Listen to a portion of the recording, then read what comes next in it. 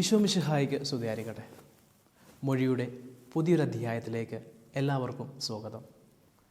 ഇന്ന് നമ്മൾ ധ്യാനിക്കാൻ പോകുന്ന തിരുവചനങ്ങൾ മാർക്കോസിൻ്റെ സുവിശേഷം 1-ാം അധ്യായം 14 മുതൽ 20 വരെയുള്ള തിരുവചനങ്ങളാണ്.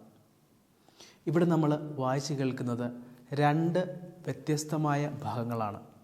ഒന്നാമതായിട്ട് യേശുനാഥൻ തൻ്റെ ദൗത്യം ആരംഭിക്കുന്ന ഒരു ഭാഗവും, അതിനുശേഷം യേശുനാഥൻ തൻ്റെ ആദ്യത്തെ 4 ശിഷ്യന്മാരെ വിളിക്കുന്നതും. ഇവിടെ ഒന്നാമത്തെ ഭാഗം നമുക്ക് വായിച്ച് കേൾക്കാനായിട്ട് സാധിക്കും.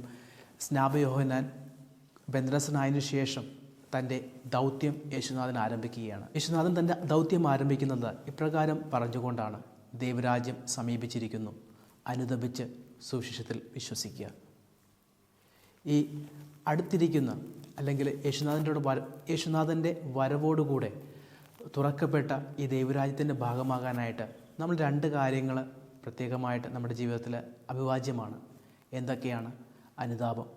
നമ്മുടെ ജീവിതത്തിൽ നമ്മുടെ ഇതുവരെ എപ്രകാരം നമ്മൾ ജീവിച്ചു അതിൽ നിന്നൊക്കെ അനുതപിച്ചുകൊണ്ട് വിശ്വസിക്കുക. എന്തിൽ? സുവിശേഷത്തിൽ. ആ യേശുനാഥൻ പറഞ്ഞു നൽകുന്ന ഓരോ വാക്കിനും വിശ്വസിച്ചുകൊണ്ട് അവൻ്റെ പിന്നാലെ പോകുക. അതാണ് നമ്മുടെ ഓരോ വ്യക്തി ജീവിതത്തിലും അഭിവാജ്യമായിട്ടുള്ള ഘടകം, ആവശ്യമായിട്ടുള്ള ഘടകം. ഇനി ഇതിൻ്റെ ഒരു പ്രാക്ടിക്കൽ എക്സാമ്പിൾ യേശുനാഥൻ നമ്മുടെ മുമ്പിലേക്ക് എടുത്തു വയ്ക്കുകയാണ്, തൻ്റെ ആദ്യത്തെ 4 ശിഷ്യന്മാരെ തിരഞ്ഞെടുത്തുകൊണ്ട്. ഈ 4 ശിഷ്യന്മാരും മീൻപിടുത്തക്കാരായിരുന്നു.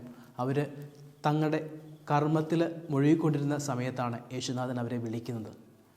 ഈ വിളിക്കുന്ന അവസരത്തിൽ തന്നെ അവർ മറ്റൊന്നും ചിന്തിക്കാതെ ഈശോയുള്ള പൂർണ്ണമായിട്ടും അനുസരണവും വിധേയത്വവും പുലർത്തിക്കൊണ്ട് തങ്ങളുടെ വള്ളവും വലയുമൊക്കെ അവിടെ ഉപേക്ഷിച്ചുകൊണ്ട് ഈശോയെ അനുഗമിക്കുകയാണ്. ഇത് നമ്മുടെ മുമ്പിലേക്ക് തുറന്നു വയ്ക്കുന്ന ഒരു പാഠമെന്ന് പറയുന്നത്, നമ്മളുമൊക്കെ വിളിക്കപ്പെട്ടവരാണ്. ഈ വിളി ലഭിക്കുന്ന മാത്രയിൽ തന്നെ നമ്മളും ഈശോയോടുള്ള അനുസരണത്തെ ചൊല്ലി, ഈശോയോടുള്ള വിധേയത്തെ ചൊല്ലി നമുക്ക് എന്തൊക്കെ നമ്മളെ പിന്നിലേക്ക് വലിക്കുന്നുണ്ടോ, ഈശോയുടെ സ്നേഹത്തിൽ നിന്ന് പിന്നിലേക്ക് വലിക്കുന്നുണ്ടോ, അതൊക്കെ ഉപേക്ഷിച്ചുകൊണ്ട് ഈശോയ്ക്ക് പിന്നാലെ പോകേണ്ടതായിട്ടുണ്ട്. അവിടെ ഏറ്റവും പ്രധാനപ്പെട്ട ഒരു ഘടകമെന്ന് പറയുന്നത് അനുതാപം തന്നെയാണ്. പലപ്പോഴും നമ്മുടെയൊക്കെ വ്യക്തി ജീവിതത്തിൽ പല തരത്തിലുള്ള പാപങ്ങൾ നമ്മളെ ഈശോയുള്ള സ്നേഹത്തിൽ നിന്ന് അകറ്റി നിർത്താറുണ്ട്. ഈ പാപങ്ങളെയൊക്കെ പൂർണ്ണമായിട്ടും അനുതപിച്ചുകൊണ്ട്, ഈ പാപങ്ങളെയൊക്കെ ഉപേക്ഷിച്ചുകൊണ്ട് വേണം യേശുനാഥൻ്റെ പിന്നാലെ പോകാനായിട്ട്. എന്തൊക്കെ നമ്മളെ ദൈവസ്നേഹത്തിൽ നിന്ന് അകറ്റി നിർത്തുന്നുണ്ടോ അവയൊക്കെ നമുക്ക് ഉപേക്ഷിക്കേണ്ടതായിട്ടുണ്ട്. അത് ഇന്ന് ഈ വചനം കേൾക്കുന്ന മാത്രയിൽ നമ്മുടെ ജീവിതത്തിൽ ഉണ്ടാകാൻ വേണ്ടിയിട്ട് നമുക്ക് ഓരോരുത്തർക്കും പ്രാർത്ഥിക്കാം. ദൈവസ്നേഹം നമ്മുടെ ഹൃദയങ്ങളിലേക്ക് നിറയപ്പെടുകയും നമുക്ക് എന്തൊക്കെ ജീവിതത്തിൽ ഉപേക്ഷിക്കാനായിട്ടുണ്ടോ അതൊക്കെ ഉപേക്ഷിച്ചുകൊണ്ട് ഈശോയുടെ സ്നേഹത്തെ പിന്തുടരാനായിട്ടും ഈശോ സ്നേഹത്തിൽ എന്നെന്നും നിലനിൽക്കാനായിട്ടും ഉള്ള കൃപയ്ക്ക് വേണ്ടി നമുക്ക് പ്രാർത്ഥിക്കാം. അതിന് സർവശക്തനായ ദൈവം നമ്മളെ ഓരോരുത്തരെയും അനുഗ്രഹിക്കട്ടെ.